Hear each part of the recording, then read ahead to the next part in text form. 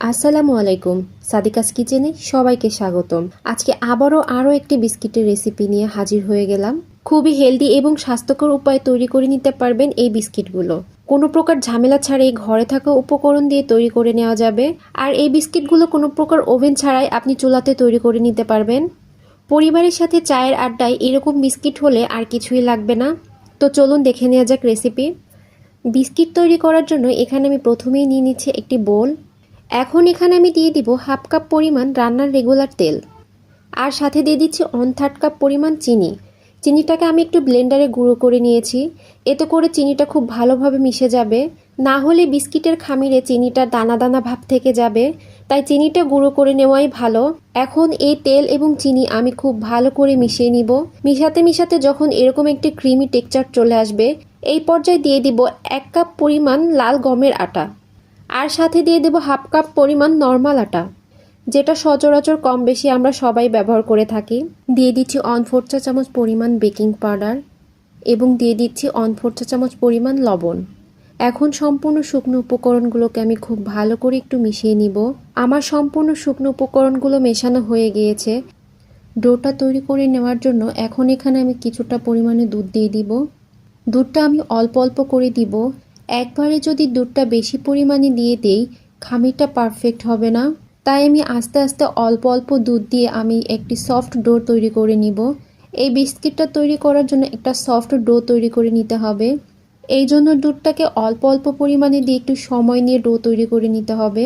এখানে দুধের পরিবর্তে চাইলে আপনারা পানিও ব্যবহার করতে পারবেন। বিস্কিট তৈরি করার জন্য আমার ডোটা পুরোপুরি তৈরি করে নেওয়া হয়ে গিয়েছে। এখন আমি ডোটাকে একটু সাইডে রেখে দিব। আর এখানে আমি কিছুটা পরিমাণ ডো নিয়ে একটি রুটি তৈরি করে নিচ্ছি। রুটিটা বেলার সময় অবশ্যই খেয়াল রাখতে হবে রুটিটা যেন বেশি মোটা বা বেশি পাতলা না হয়ে যায়। আমি একটি রুটি তৈরি করে নিয়েছি। এখন আমি এই গ্লাসটা দিয়ে বিস্কিটগুলো কেটে নিব। আপনারা চাইলে এখানে কুকি কাটারও ব্যবহার করতে পারেন বা অন্য কিছু দিয়েও বিস্কিটগুলো কেটে নিতে পারেন।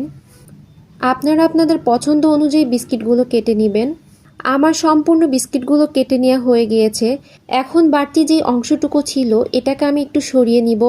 এখন আমি বিস্কিটগুলোকে একটু সুন্দর দেখার জন্য ডিজাইন করে দিচ্ছি। ডিজাইন করার জন্য এখানে আমি একটি টুথপিক নিয়ে নিয়েছি।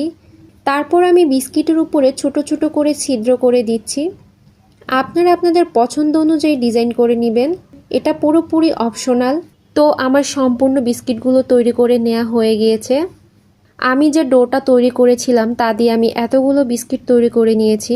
তো এবার বিস্কিটগুলো বেক করে নেওয়ার জন্য আমি চলে যাচ্ছি চুলাতে। চুলাতে আমি বিস্কিটগুলো বেক করে নেওয়ার জন্য আগে থেকে একটা হাঁড়ি বসিয়ে রেখেছিলাম। হাঁড়িটাকে আমি একটু হালকা হিট দিয়ে নিয়েছি। এখন আমি হাঁড়ির মধ্যে একটি স্ট্যান্ডার বসিয়ে দিচ্ছি এবং বিস্কিটের ট্রেটা দিয়ে দিচ্ছি। এই পর্যায়ে চুলার জাল মিডিয়ামে রাখতে হবে। এখন একটি ঢাকনা দিয়ে আমি বিস্কিটগুলোকে 20 মিনিটের জন্য বেক করে নিব। ফিরে আসছি 20 মিনিট পর। 20 মিনিট পর বিস্কিটটা খুব ভালোভাবেই বেক হয়ে গিয়েছে। গরম থাকা অবস্থায় বিস্কিটগুলো অনেক বেশি নরম থাকে, তাই সার্ভ করার আগে অবশ্যই বিস্কিটগুলো ঠান্ডা করে নেবেন। খুব সিম্পল একটা রেসিপিতে এরকম বিস্কিট আপনি নিজেই ঘরে তৈরি করে নিতে পারবেন। পরিবারের সাথে চায়ের আড্ডার জন্য আপনি নিজেই তৈরি করে নিতে পারবেন এরকম একটি বিস্কিট।